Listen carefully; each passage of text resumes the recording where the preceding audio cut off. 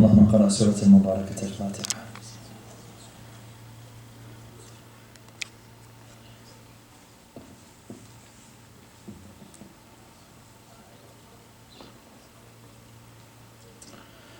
أعوذ بالله من الشيطان الرجيم. بسم الله الرحمن الرحيم.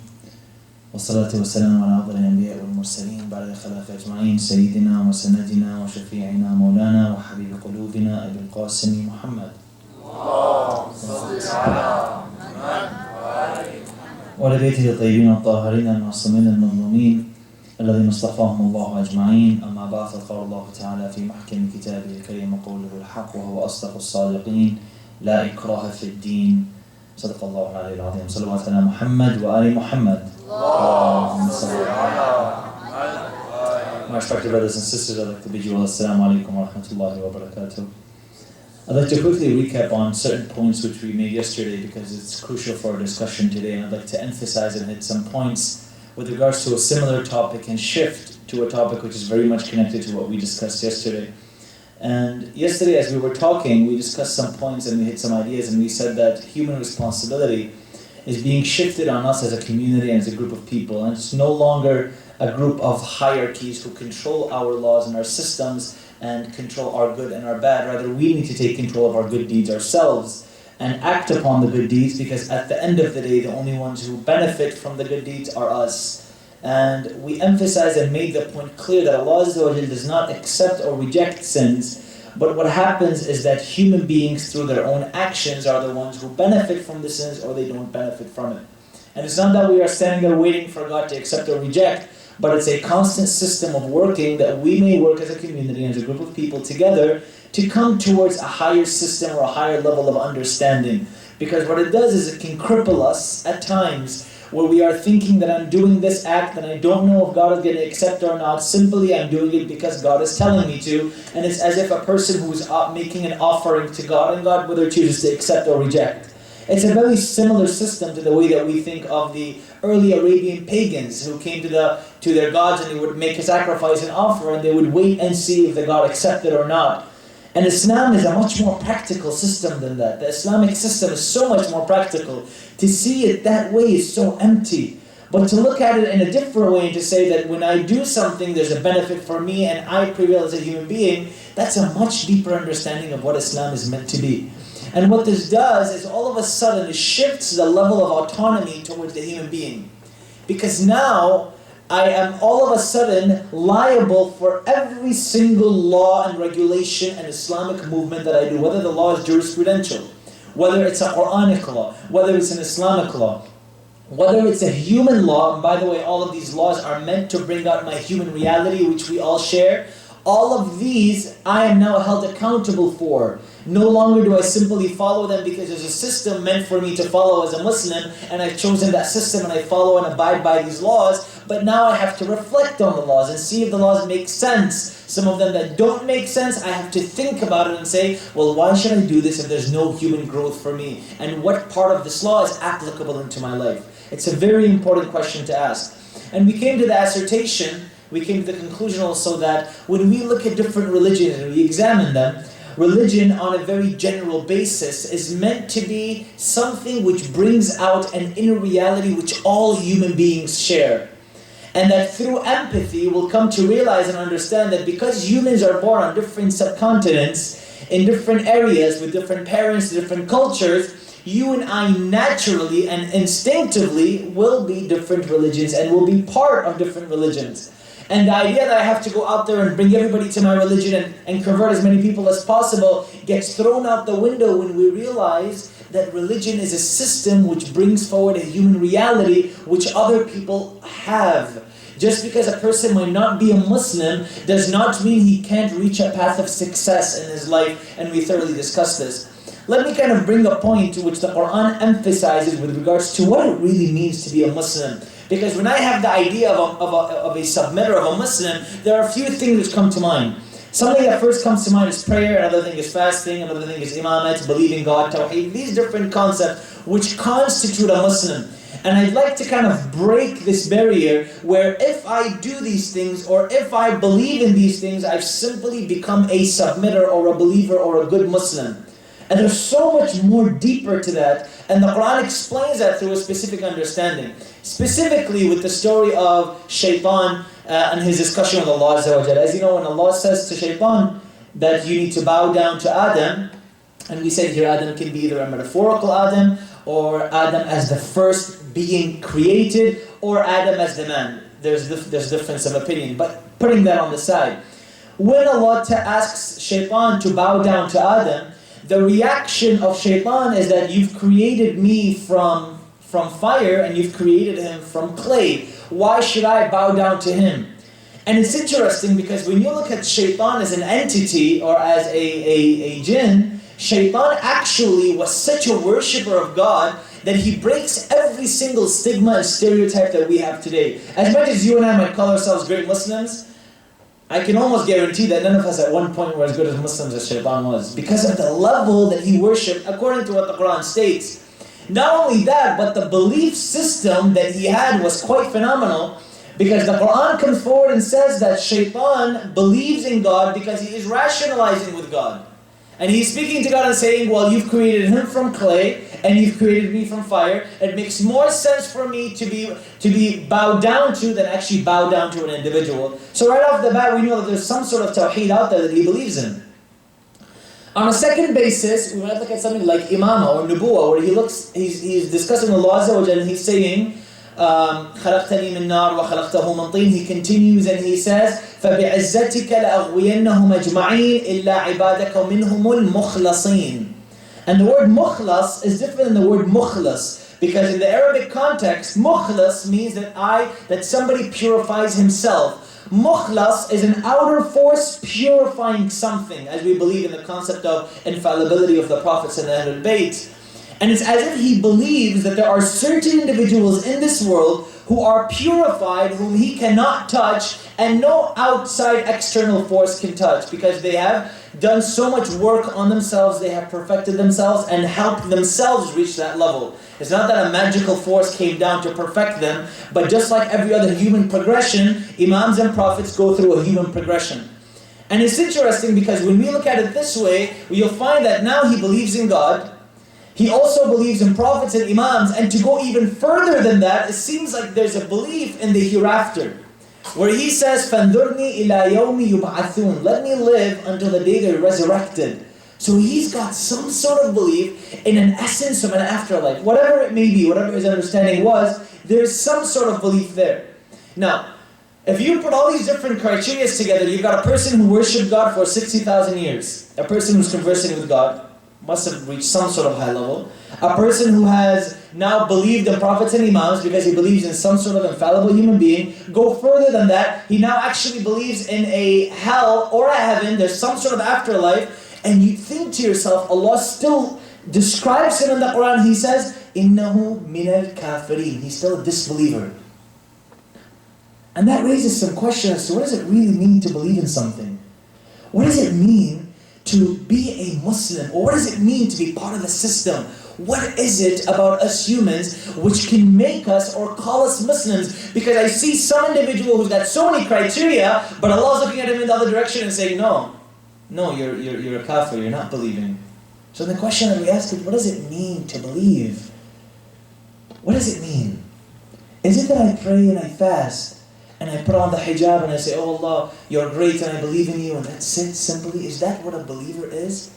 Or is there something so much deeper to belief and what it means to believe that it's beyond religion, it's beyond the laws and regulations that we're given, it's beyond so many things that we do? And that's why we asked a basic question 2 or 3 nights ago to those who weren't here, and we challenged and simulated some thought where we said, imagine individuals like Nabi Muhammad or Imam Ali alayhi salam or Imam Hussein, specifically a person like the Messenger of Allah, who's considered our backbone. He's considered as an individual who's changed so many things. Imagine this individual did the same great things, had the same movement, applied the same human principles, but he wasn't under the banner or title of Islam. Would we still see him the same? Would we still, matter of fact, respect him the same? Would we have the same viewpoint of him that we had of him before we were told he was a Muslim? Would it be the same?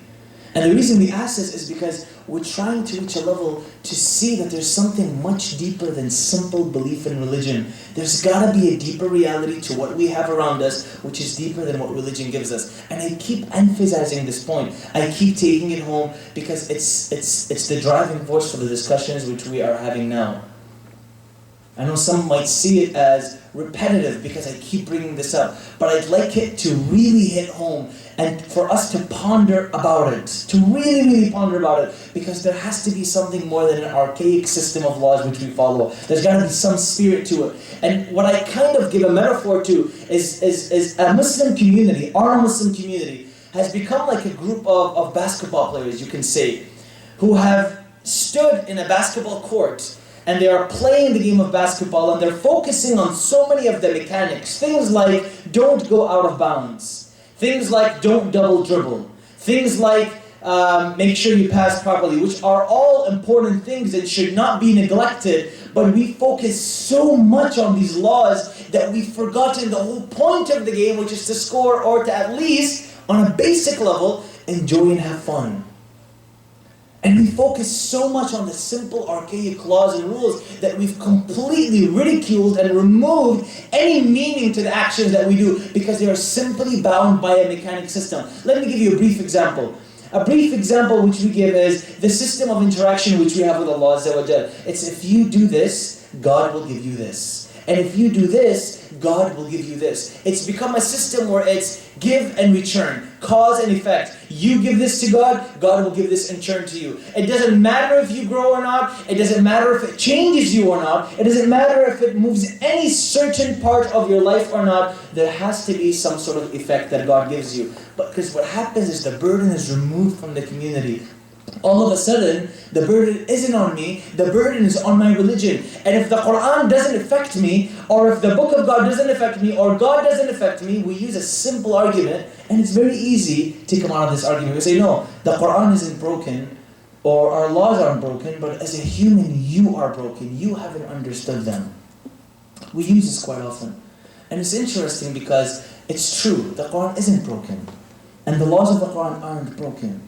And the laws of Islam are not broken. It's not something completely native to us. But what it is, it's that we've progressed in such a way where we've seen these laws as the complete picture. Rather than saying the Islamic substitute, the Islamic law system, the Quran is giving me a viable solution in my life from many different solutions. And as a human, just because the Quran spoon feeds me something, or my law spoon feeds me something, does not mean there is no other viable solution out there for me to take and to understand and comprehend. Because the world is vast, the world is big. And just because I don't take a specific law, does not mean I as a human being have now become worse. No. There are so many other alternatives. That's why if you look at the Quran, when the Quran speaks, such a small part of the Quran is law-orientated. Perhaps 10 or 15% of the Quran is actually laws and things that you and I need to do. The majority of the Quran gives us a purpose. It gives us a vision. It gives us ideas and things to live with and live by.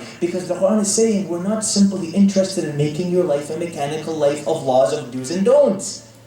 The Quran is more interested of giving us that deeper vision, that understanding, the reasoning behind we do things. That's why if Allah wanted a law book, He could have just given us a law book. Simple. Do this and do that. And other than that, that's all you really need in your life. But there's something much more deeper than that.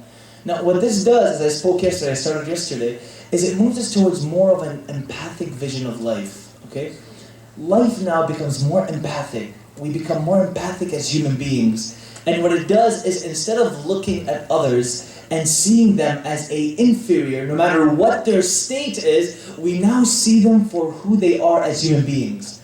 Because it's very easy, and I spoke about this before, to look at someone and say that my existence and your existence simply is based on a standard, and if you don't meet the standard as a human being, wherever you may be, then you've now become less than. It's very easy to do that. When we spoke about the standard of life being a different standard for every human being. Yes, there's a general standard where you and I come forward to understand things and to grasp things, But on a practical basis, it's impossible to have one standard which every single human being lives by, just because humans have come from so many different backgrounds, and they've come from so many different ideas, from different mentalities, from different economic standpoints, from different political standpoints, from different human and social standpoints, and that differs our standard as humans. What do I mean by this? What I'm trying to say is, instead of seeing somebody, or looking at someone, or examining an individual doing a specific task, and our immediate motive is this person is less or worse than I am, or now needs to improve to my level or my status, or my religion says what you're doing is wrong, my religion says what you're doing is unacceptable, what my religion says is this and this and that, there is a better approach to take, a more practical approach to take, which is known as an empathic approach. So let me just kind of break open what empathy really is. It's interesting because empathy is simply taking ourselves outside of our own shoes and putting ourselves in the shoes of someone else. It sounds basic as that. It sounds very basic, but it's extremely, extremely complex. Let me kind of move forward with this. In about the 1910 or 1920, there was an interesting study which was done in Poland, where there was a group of researchers who were in a lab, and they were studying in a lab, and they had a monkey, and what was put on the monkey's head was a brain detector to see when this monkey takes a walnut and opens it, what parts of the brain light up. They had an interesting study, they were doing that. And as they were doing this, as they were examining the monkey, one of the scientists walked in, saw the bowl of walnuts, was hungry, took one, ate it, and all of a sudden the scientists realized that the same brainwaves that went off for the monkey as it was eating the walnut, the same brainwaves or the same parts of the brain were activated when this monkey saw the scientist eat the walnut. And this led to such a huge opening in science, such a big rift, which shows that human beings biologically are empathic. Through our biology, we've been created to care, feel the feelings of others. And this isn't something new. It's like if you see the person sitting next to you right now and they have a spider crawling up their arm, you would get the same tingling sensation because it's sitting right next to you. That's how humans work. The way we work is that when something happens to someone else, we get that same feeling. And the basic example is a spider example. We have similar feelings. If you open TV and you see somebody being killed or shot or stabbed or murdered, you get that feeling of, man, I can't really watch this. When you open the TV and see what's happening in Syria and other areas, your mind immediately says, I can't really focus in on this because it's so painful to me. Now, even though I'm not experiencing it, even though I'm not feeling it, even though I'm not going through it, biologically humans are extremely, extremely empathic. We feel for other people, and that's extremely natural, it's biological, it's within our fitrah. That's how we are, okay? Now, of course, it has to be awakened, the same as many other things are awakened, but there's many interesting examples. If you specifically look at the lives of the Imams and the Prophets, we always hear these stories, different stories as, well, a man came to the Imam and cursed at him, or he came to the Prophet and threw garbage at him, or he came to this individual and he did this or did that, and we make it seem as if they are feats of nature that, oh man, that's such a high level to get to, but if it's there and they do it, then there's no practicality if I can't reach it. And when we delve down deeper into it, it's actually reaching such a state of empathy where you look at the person in front of you and you would understand exactly their situation and why they do something. And you don't just say it, you actually wholeheartedly feel it. Let me give the most generic example. How many of us sitting here heard the story of the Messenger of Allah Muhammad with the Jewish lady? Where he's walking and there's a Jewish lady who's with him and he helps her with her load, and as she's walking, she's cursing the name of Muhammad, really not knowing the guy next to her is Muhammad, and when she gets to his house, he looks at her and he says to her, lady, I'm Muhammad, and she says, okay, I believe in Islam, I now became a Muslim. And throughout the whole conversation, I remember hearing this as a young kid, and I thought to myself, what a feat of human nature to be able to take something like that and to really do it, or to speak about it and to apply it as such a different thing. And the way we make it seem is as if it's a complete feat of nature that no human being can reach. But taking a deeper look at it, there's actually a lot of practicality in it, and it's very, very approachable. As humans, we can reach that level. Because have we not asked ourselves, if the Messenger or the Prophet reached such a level which I can't reach, then what's the point of him being sent to me as some sort of guidance or as an example? It's imagine someone comes up here and says to all of us here, I've created the cure for cancer, or I've created some sort of really powerful device which will help us as human beings. And he says to you, well, guess what? We can't replicate it. Well, what's the point of you creating it? Because now we can't replicate it. It's only for you and a small specific amount of people in society, and nobody else can use it or do anything with it. And that's the same thinking that we have about prophets and imams. You can't replicate them. They cannot be, no other human can reach that state, which is such an impractical vision of prophets and imams. But if you take that simple story and you think about it, what was going through the Prophet's mind as that lady was cursing him? Because most ideally when somebody comes to us and starts to curse us, there's only one thing that goes on in our minds. When is this person going to stop talking so I can curse back at them? Or when's this person going to stop talking so I can come at them again with what I have to say? Because typically, if somebody's talking to you, most humans, and we all say this because we all fall trap for this, most humans are thinking, when are you going to stop moving your lips so that I can say something because I'd really like to put my 2 cents worth? That's how we're typically thinking. And it's interesting because you think about it, what must have went on in the Prophet's psyche to make him understand that, no, I've got to be tolerable of it. I've got to tolerate this lady. I've got to not only tolerate her, but move to a level of respect towards her. And I'm sure his thinking was along the lines of, I'm coming to these people, this community. We think he was so patient. People threw garbage at him, people struck him, people hit him, people invaded his house, people tried to assassinate him more than once. They made him flee from his own country. They did so many things to him. And we say he was patient. And the question we ask is how? Now I'm sure in the back of his mind, something told him, you've come to these people who believe the same thing. I'm going to give you the flip argument. Who believe the same thing for thousands of years. And they've practiced the same culture for endless amount of time. They've been burying their daughters 300, 400, 500 years plus. Now, a lot of the times when we discuss the burial of the daughter, we discuss one side. We don't really talk about why they did it. We simply look at it as, wow, I can't believe somebody actually buries their daughter. We see it at that and then we stop. Now there's a flip side to that. I'm not saying it's okay. Of course, culturally and through a societal level, it's completely unaccepted. But the reason they were forced to do things like this was because as they were getting in wars, what happened was the females were being kidnapped and captured.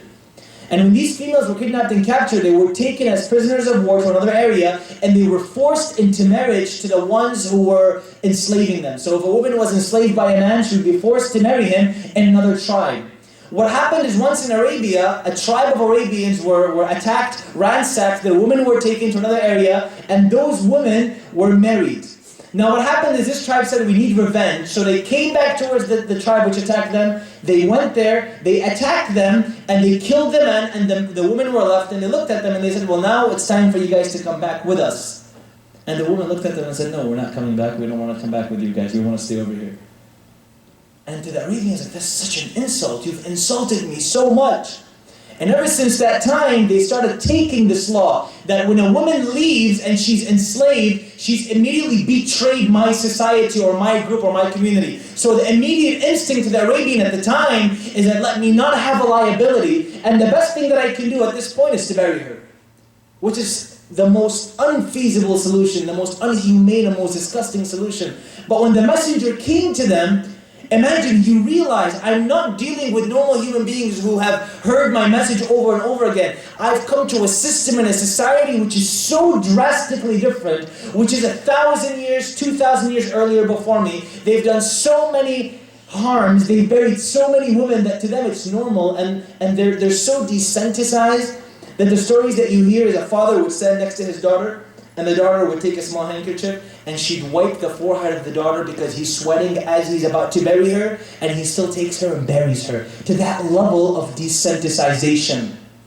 That as the daughter is standing there and the father is sweating, and she's taking a small handkerchief and wiping the sweat of the father has the heart to pick her up and bury her. They were so desensitized. And the messenger knew that this society, as much as they abuse me, it's not their fault. They don't understand. And their mentality is, our forefathers have done this. That's what the Quran keeps on saying. This is what we found our forefathers doing. هَذَا مَا وَجَدْنَا عَلَيْهِ آبَاءَنَا. This is what we found our fathers doing. And he came in with the mentality, let me take myself from my shoes for 1 second as a prophet sent by God and put myself in the shoes of someone else and see how that feels. Because a lot of the times we're told to introspect. We are introspective. We think of ourselves to the inside of the world out. But what's even more powerful, I would argue, is outrospection. Looking at the world and taking the world inside of you and understanding the perspective of everything else, not relative to you, but relative to that person. Because how many times do we look at things, everything is good or bad relative to me. If it makes me feel good, it's good. If it makes me feel bad, it's bad. And if it bugs me and annoys me, then I'm going to stop that because it's really hurting me. Everything is relative to me because at times I am what the whole world circles around. And for 1 second to take ourselves out of our shoes, put myself in someone else's shoes and say, let me see it relative to that individual. Let me give you just a basic example of something. About 3 or 4 months, and this kind of revolutionized the way I think. Small experience in life which really changed me. About 3 or 4 months ago, I was traveling to Miami, and I got on the plane, and as I get on the plane, I've mentioned this story before, but it's very powerful, specifically with regards to empathy, because every time I say it, it really touches me. I was on the plane, and we were traveling, and I was sitting with one of my friends on my right side, and an African-American man was sitting to my left side. He was reading the Bible, and as he was sitting there, very politely, a woman comes by, and she looks at him, and she says, I think you're sitting in the wrong seat. So he looks at his check, or he looks at the small paper he has, and he realizes that I'm really sitting in the wrong seat, gets up and moves, and she comes and sits next to myself and my friend. And from the time we went up to the time we went down, the whole time, about 2 hours, there was constant discussion. We were talking about something. And she felt so comfortable as we were sitting there, she started talking about her life and opening up really about deep realities of her life, what she believes, what she doesn't believe, what her childhood was like, what kind of things she does. And at one point she looks at me and she said to me, I don't believe in God and I don't think I ever will. And my Muslim instinct inside of me said, you know what, she doesn't believe in God, this is a great opportunity to tell her how great God is, fire away Ali, let's do this. Immediately. Sometimes that's our perspective. If this person doesn't believe in God, he's a Christian, he's a Muslim, my immediate instinct is, let me try to convert this person, let me bring him to Islam. Not realizing that for certain individuals, and let's be very frank and honest, how many times have we seen a person convert to Islam and be so confined by the mechanics?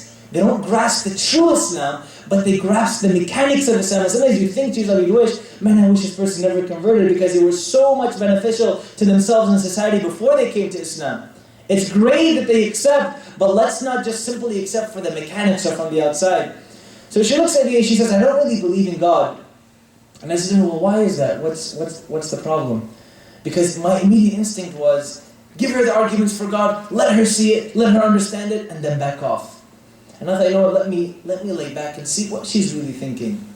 So I asked her, I said, well, what's the problem? And in that moment, she brought up something which was so personal that I thought, a person typically would not share this. She says, when I was younger, I was physically abused by my father. And my father was an extremely, extremely religious man. He was very, very religious. And what that did is, ever since that time, it's completely turned me off from religion or whatever religion needs to be in. And at one point I remember she looked me straight in the eyes and she said to me, can you tell me something as a religious person? I said, yeah. She says, can you tell me what I did as an 8-year-old or a 10-year-old which would allow God to let something like that happen to me? Very honest question, very sincere question. And it wasn't more of a try to explain it to me. It wasn't more of a breakdown for me, the justice of the system of God. It wasn't more of that. It was more of, I'm broken as a human being, and I've got so much pain inside of me that I just need to release to the world so somebody can hear what kind of problems or trauma I'm going through. Because at times, when we sit and we talk to people, we think at times that all this person really wants from me is for me to give them some sort of solution. And we enter this solution-giving mode. In reality, at times it's good to just simply sit back and say, well, tell me about what you're thinking.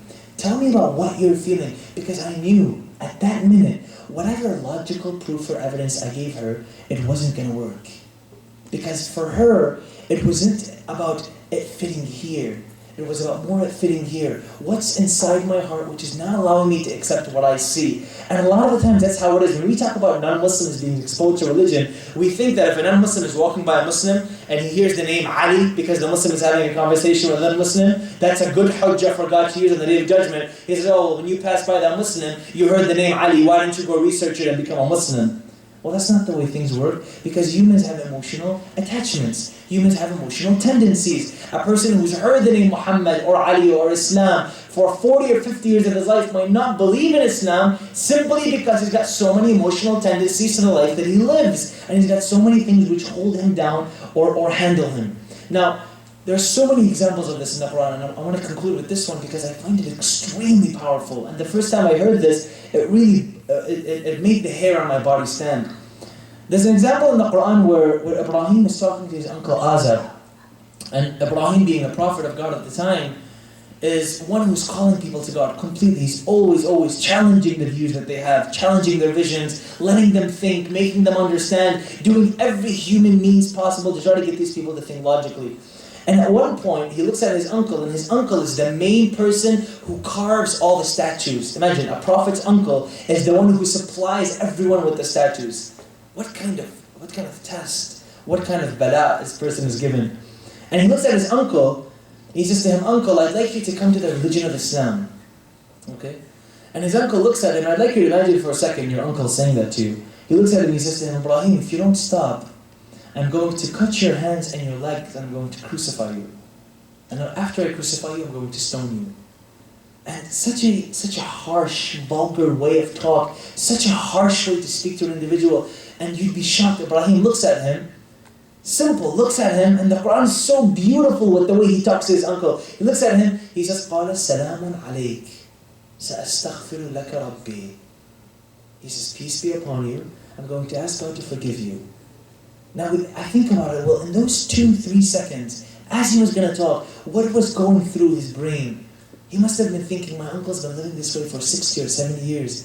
He's been engaging in the same discussion, carving the same statues for years and years and years. Do I really expect him to change in a blink of an eye? Do I really expect him to change in a second? Some of us, we go through these dilemmas. I have a spouse, okay? I have a husband, I have a wife, I have a child, I have a mother, I have a father who I'd like to change. And to us, we immediately think, how can I get this person to change as soon as possible? And it's not about the individual changing, but it's more about understanding the individual, putting yourself in their shoes, and empathizing with their life. I ask Allah Azza wa Jal to keep us on the path of Muhammad wa ali Muhammad. هذا والحمد لله رب العالمين. صلوات على محمد وآل محمد. اللهم صل على محمد وآل محمد.